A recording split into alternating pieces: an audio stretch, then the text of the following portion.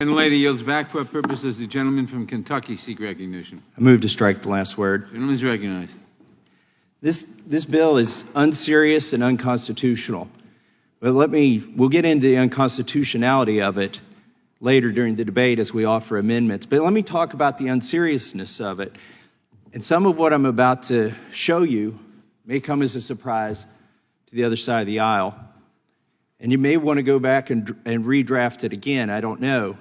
But the 1994 to 2004 so-called assault weapons ban banned firearms by cosmetics and by name, much the same as this bill does, cosmetics and by name, without regard for the actual lethality of the firearm.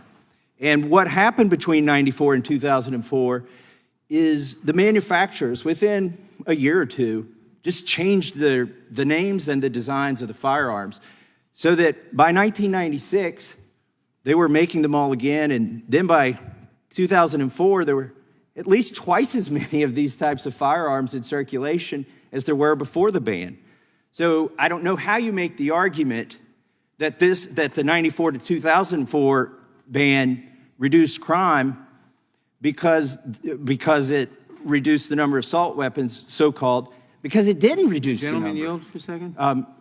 Just for a second. I will here in a little bit. I've got some other points I need to make.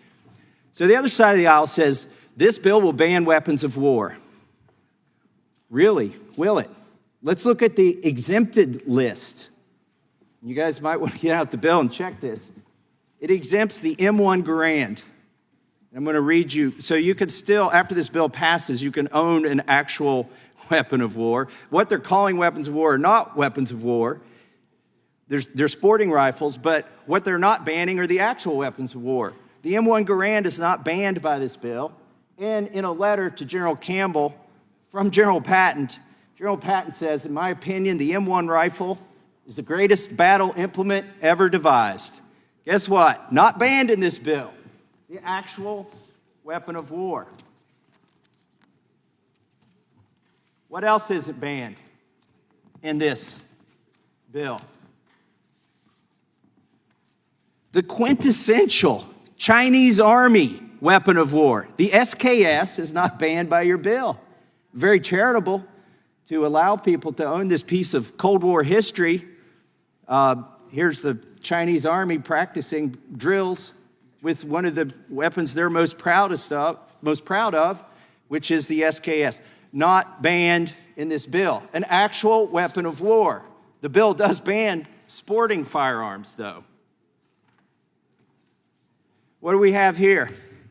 Well, the gun they're primarily going after in this bill is the AR-type firearm, which stands for Armalite, not assault rifle.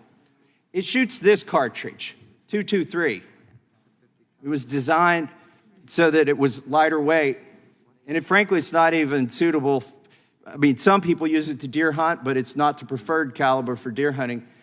This is the cartridge that is used by the M1 Garand, which is not banned by this bill.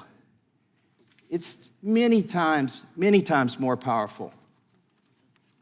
Let's talk about another weapon of war.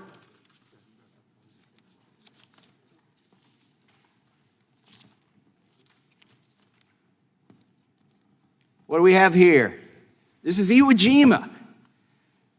This is the M1 carbine, also not banned by this bill. A technical, literal weapon of war. Yes, they're over there whispering to themselves, oh my gosh, why didn't we ban that? Why didn't we think to ban that? Because you're not banning weapons of war.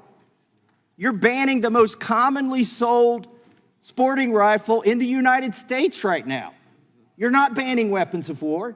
If you were serious about it, you would ban the quintessential Chinese weapon of war. You would ban the rifle that General Patton, described as the finest battle implement ever devised.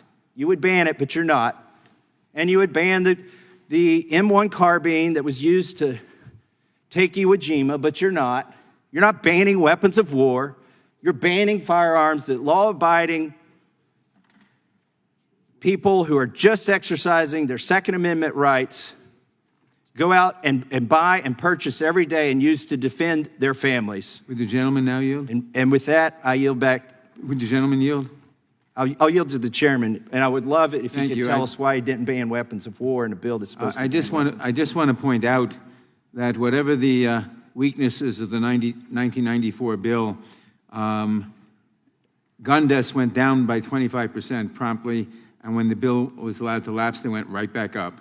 And if I may respond to that, Mr. Chairman, if they went down, which they probably did because crime overall went down during that period, it wasn't because the number of assault rifles went down. They actually went up from 94 to 2004.